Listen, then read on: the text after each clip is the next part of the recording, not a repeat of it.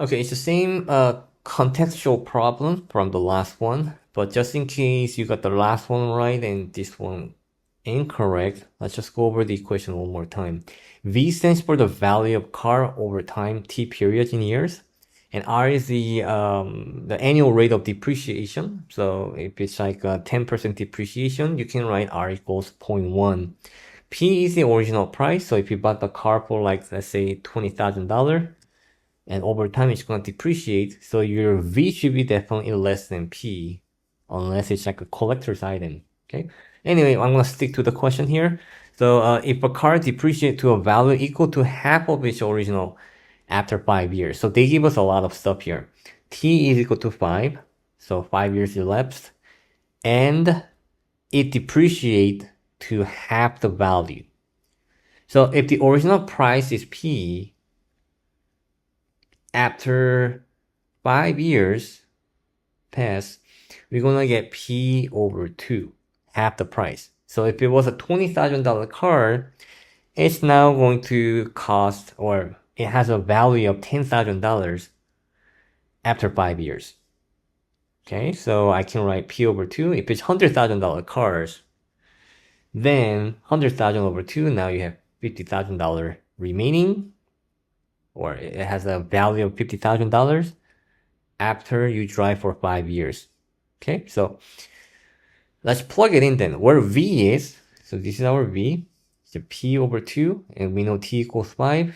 So when you plug it in, V with P over 2, P, and 1 minus R to the power of 5.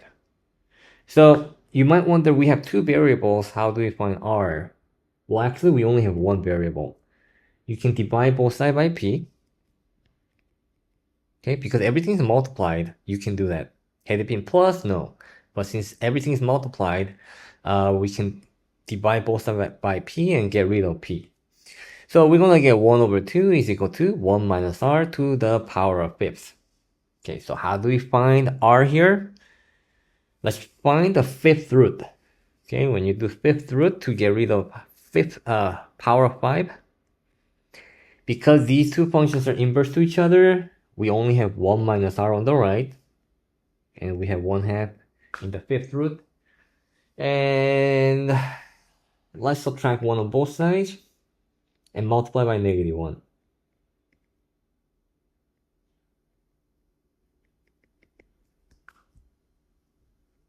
Alright, so the final step is to multiply everything by -1, and we get, okay, -1 give you +1,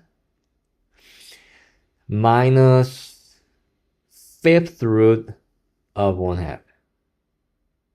Okay, so we have the answer choice in decimal, so I'm gonna use my calculator. 1 minus fifth root of 1/2. When you guys write fifth root, alright, put the parentheses around it. Was it 1/2? Yeah, 1/2 to the power of 1 over 5. That's how you write fifth root. Okay, it has a fractional exponent equivalent to 1/5. Fifth root 1/5. So when I put this in calculator, what am I getting? 0.1294. Since our answer choices are all rounded up to hundredth digit, I'm gonna stick with 0.13.